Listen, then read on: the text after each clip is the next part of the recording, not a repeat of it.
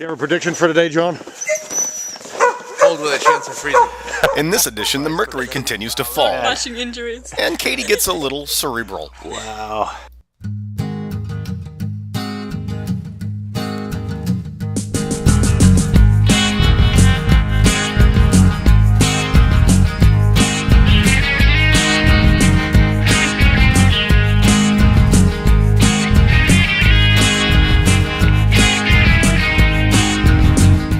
Okay, I'll just read it to you. The following was shot on a single flip video camera in adverse conditions and rough terrain. Images may be disorienting at times, but that might be kind of fun. Last night, Katie had a bed guest. Frodo. Come on, Frodo. One who's having a hard time getting out of bed. Ow, ow. But nothing pulls you back into reality quite like the smell of cinnamon rolls. And after a little coffee by headlamp, it's time to go out and check the thermometer.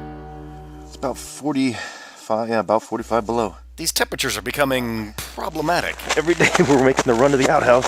It's a little bit colder. It's our last day, so next time I go somewhere, it'll be in a nice place.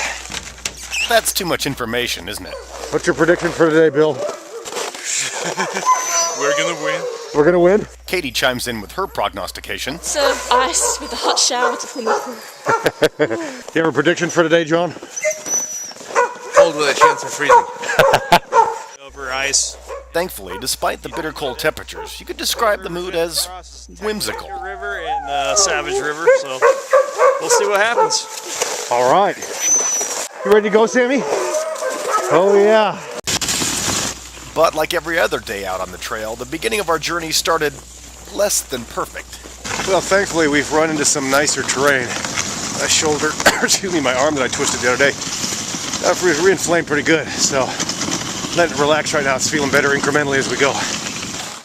I've taken notice that both Katie and I are jostling back and forth on our sleds. It helps maintain the circulation when the temperatures are this brutally cold. Blood pumping. Feet still take a lot of warming up early in the morning. Well, we have what appears to be almost like a warm front here. Despite the cold, something warm has become a threat too. The warmer air is less dense than the cold, so it's just riding up over the top. Warm fronts in the winter through Denali oftentimes bring some pretty severe winds, and at 45 below, we don't want wind. The thing that concerns me about this warm front, it's pretty good size, and it's coming in fairly quickly. Starting to feel a little breeze even. And when it's coming out of the south in Alaska during the wintertime, you never quite know what's behind it if you haven't been, sitting around Channel 2 looking at the weather maps. So just keeping an eye on it as we go. Might warm us up. That'd be nice. Please.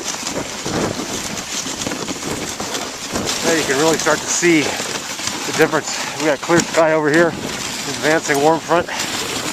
Really starting to become more and more pronounced. Suddenly, I had to focus on the more immediate. We're now back at Moose Trail, which was an uphill climb on the way.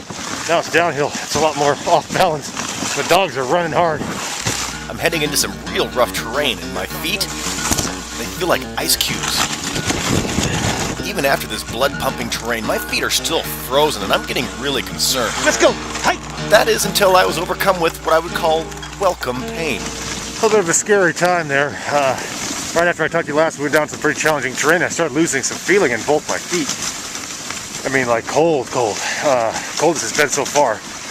And nothing seemed to get it. Even getting the rough terrain didn't help much. Once the circulation starts coming back, that's when it starts to hurt. So, of course, one foot started hurting really bad. And then finally circulation came back. And then the other one started hurting really bad. And the circulation came back again. So, got to go through the pain in order to get to the gain, I guess.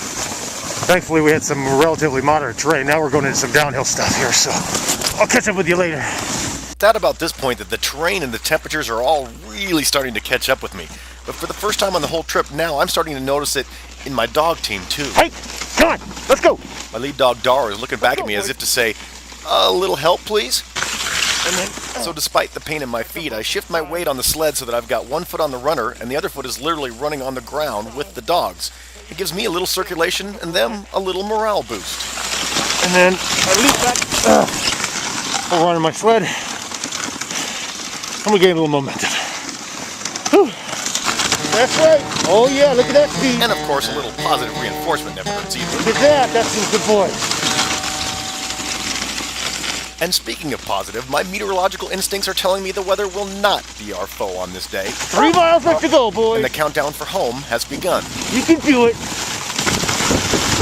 An actual road is a good sign we're getting close, but then there's the more obvious sign. Not too many power lines off the bush. It's within the last few hundred meters when Katie takes the worst spill of the entire trip. Unfortunately, I wasn't there to capture it, but the repercussions look like this. Dog bashing injuries. Wow.